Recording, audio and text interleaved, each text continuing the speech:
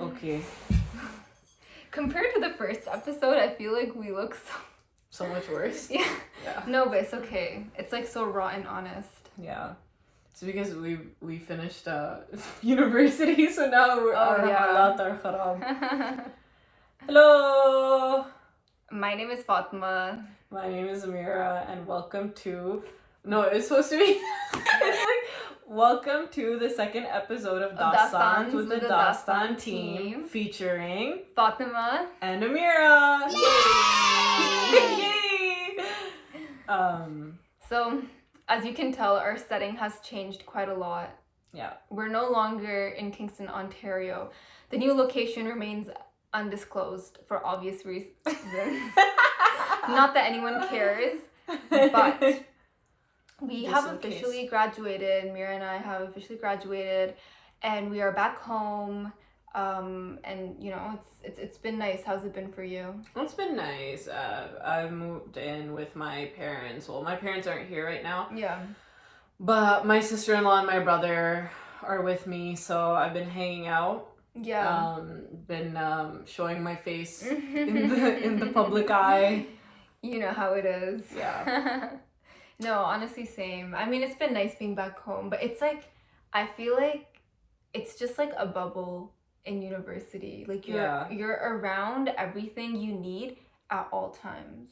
Yeah, and like people and everything, it's just like all built into university life. And so, you know, kind of morphing into our topic of the day that we wanted to talk about was community and specifically the Desi community within Western countries, specifically where we're in Canada.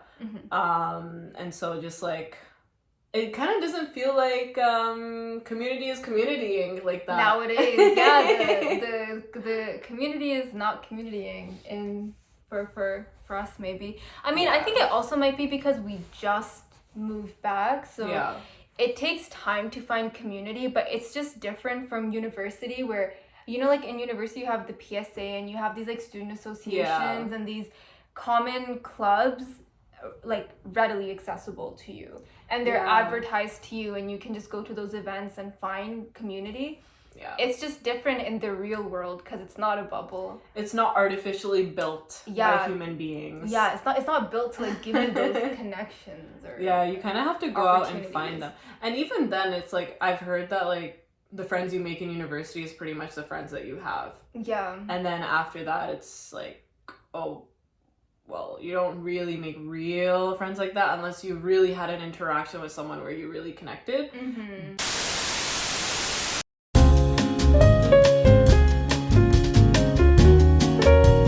I know a lot of these people, like, they just don't connect with them on a deeper level. And you don't have to connect with everyone on a deeper level. Right.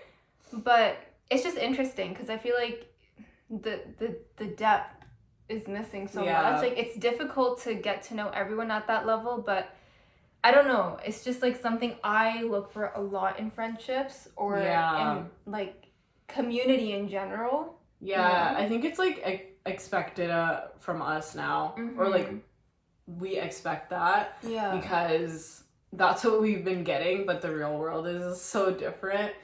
And just like in general with you know, I noticed like with elections going on, like we had elections here in Canada recently. Oh yeah, true. I just finished yesterday actually. And just with that, like I've noticed that a lot of communities, that really brings out like community in people, and people have been coming together and like banding together and being like, okay, like this is what we want, and so this is who we're gonna vote for and stuff like that. But I've noticed that the brown community I don't think that the brown community really comes out like that. I think I mean, okay, it could be, disclaimer, could be purely anecdotal, but these are general observations. Yeah, like from what I know, like when I hear about like what people are voting for and the reasons that they vote for is very segregated. People have their own reasons, and which is completely fine. But I imagine like as immigrants and people who have come to a country, like I would have imagined that people would kind of have like one motive. Not one motive, but like one general idea that, hey, we want the betterment for our community, for everyone. And so like, and I've noticed that a lot of people generally, and a lot of other communities generally put aside their like singular differences in order to do like what's best for the overall community. But I noticed that a lot of the time I've noticed a lot of individualism here, and it's very difficult for people to put aside their individualism and come together for the community, which is so odd. Because like it's human nature to want to have social connection and community. No, so it is interesting because you're right. Like there's so much segregation within the brown community itself. Because bro, it's like Punjabis versus like people from like if you're like a Pathan or it's like literally like or Indians versus Pakistanis. Indians versus Pakistanis. Bangladeshi, and it's like okay. And it's like at the end of the day, like yes, everyone has their differences. Like we speak different languages and whatever the differences may be. But at the end of the day, we're all immigrants. We're all South Asians. Yeah. And I feel like there's a lot to kind of like lean on each other when it comes to that and support each other in our endeavors. Like if you're, if you have a really nice job, support other South Asians and help them get the job instead of treating them as competition almost. Like I think there needs to be we need more spaces that provide South Asians with the platform to help each other out. Because I feel like everyone is so segregated and out for themselves. And I'm not saying this is just something that's in the South Asian community. I think in general, like in the Western world, individualism is just such a big concept. Like everyone's out for themselves. And I think obviously to an extent, like our community also adopts that as well, but it comes at the cost of losing community, which honestly back home is such a big thing. Yeah, no, I think like it's very difficult to kind of build those relationships here. I think like if we think about, I don't know, some of the stories, there are stories of people who have faced like a lot of, whether it's racism, whether it's, any form of discrimination. And the thing that happens with that is that we individualize ourselves within the Desi community, within the brown community, within the Asian community.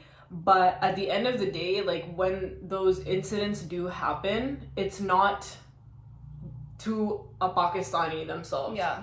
It's like the whole community, the whole Asian community is grouped into one. Literally. And although we don't have to, come and be, put ourselves into those stereotypes and group ourselves as one, it's very important to come together and realize that, hey, actually we have things that we all want, such as, we don't want discrimination and we don't want racism, but it seems like it's very difficult for people to come together around this. It's like, God, like that reminds me, I remember when there was this whole thing going on a few months back where, in Brampton, there is a very large South Asian population. Yeah. And there was a lot of hate going around about, just South Asians living over there. Literally like straight up slander, like some dude like defecating at a gas station or something. And also a lot of information about, they're taking all the jobs at Tim's and everything, but they're bringing down the quality and everything. And I straight up just heard so many immigrants, like other South Asians going like, like if you're gonna allow all of them in, then what are you gonna do?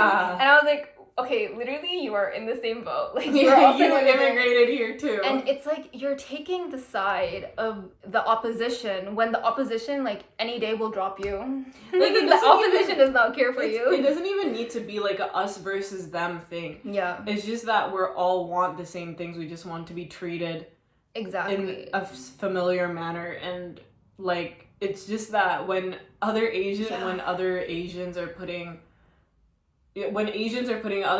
down, it's like it's just, and it's like it comes, I feel like, I could be wrong, but I feel like it also comes from a place of like classism and like superiority, because maybe some of the individuals working at these stores might not be from the same socioeconomic background as you from like where you were from originally, like in South Asia, right? Or like it's maybe someone from Pakistan versus India, and then you're like, oh, yeah, we don't even resonate with Indians like that, or we don't even resonate with like we're like from a different socioeconomic status, like why would we relate to them? But it's like when you come to this country and everyone like literally treats you, they pretty much like it's all generalized, right? Like if you're you're generalized. It's like if you're South Asian, you are South Asian.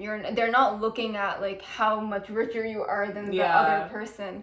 So or what your caste is or something. Yeah. So if you're already generalized, then why not bring each other up and support one another instead of just feeding into that like segregation and the stereotypes as well. Exactly. Like it's difficult already as it is to come here and integrate ourselves into a culture that's different than ours, but to then have kind of the people from the same continent, the same area put you down as well for doing things differently or for having a different enough culture. Wow, that makes me so emotional. Like people really do put each other down. Like I remember when I was in school, there was like an Indian classmate of mine, and the other South Asians used to put her down a lot. A lot. I mean, she was really confident, so she didn't let it get to her. Who's calling me? Oh my god, my brother's calling me.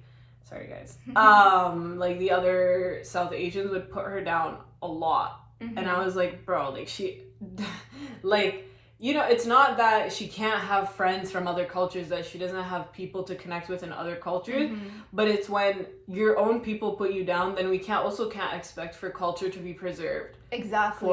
For rituals to be preserved, because when you're putting kids down, kids are not going to be confident enough to express themselves in whatever capacity they may want to express themselves. And it's like, I've noticed a lot of individualism here in Canada, especially as the brown population is growing. And I don't know like what to say about it. It's just like so sad, because it's like you either feel like, okay, I don't want to be generalized with these people that others are saying are so bad, so and then you kind of just start to adopt this interesting identity of trying to resonate with white culture, but then like you lose your identity in the making of that new identity, because you're embarrassed of that South Asian identity, because you think if you portray it in public, people are going to generalize you as that person who maybe did defecate on the gas station, who like literally to this day I do not know if it was AI generated or not. Okay, like it could have very easily been AI generated. The point being, it's like because of those situations, especially like if you're a kid growing up over here, you don't want to get bullied, and that's like your biggest priority. Like you want to make friends, you want to get along with people,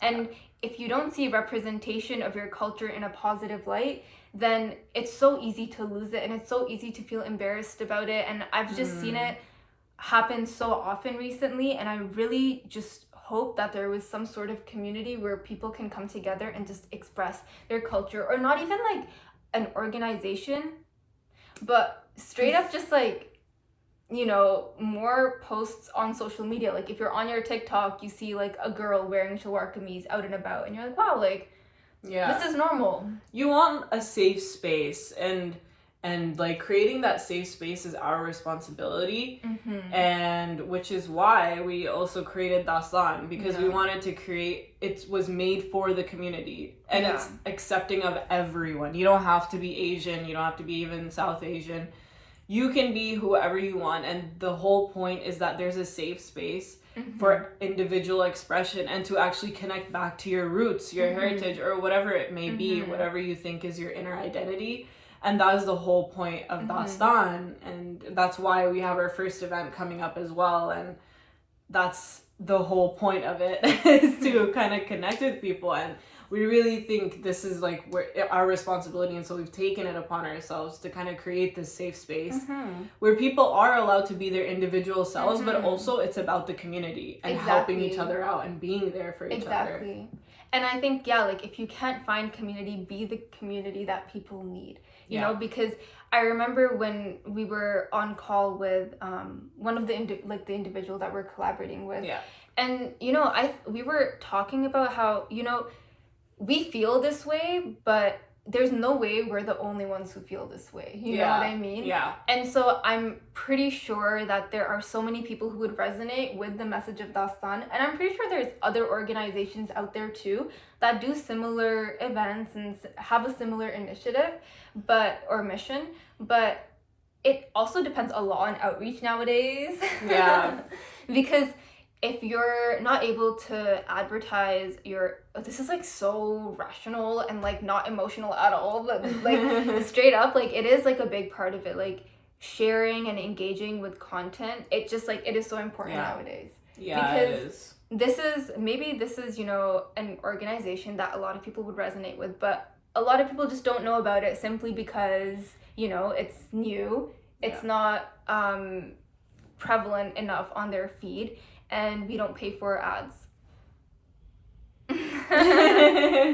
Which is fine. Yeah.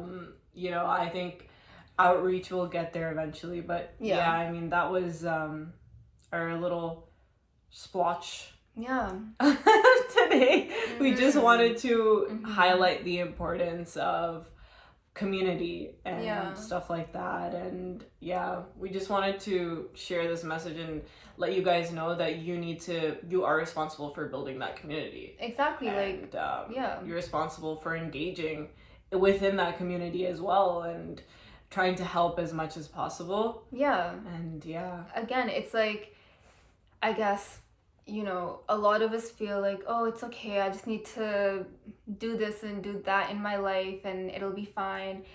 It is important to take care of yourself, but do not get lost in the individualism, guys. Like, don't get lost in the capitalism. Humans are built to communicate. They're built to connect. Do not become a loner. We're that came out beings. so wrong. Yeah, not we're a social loner. beings. We're social beings, Exactly. and it's okay to tap into that natural instinct of being a social being. Exactly. It's very important to put tap yourself into that. out there. And I think, you know, there's a lot of people who are introverted as well, or who like feel shy coming out to these things, and I totally get that, because literally same.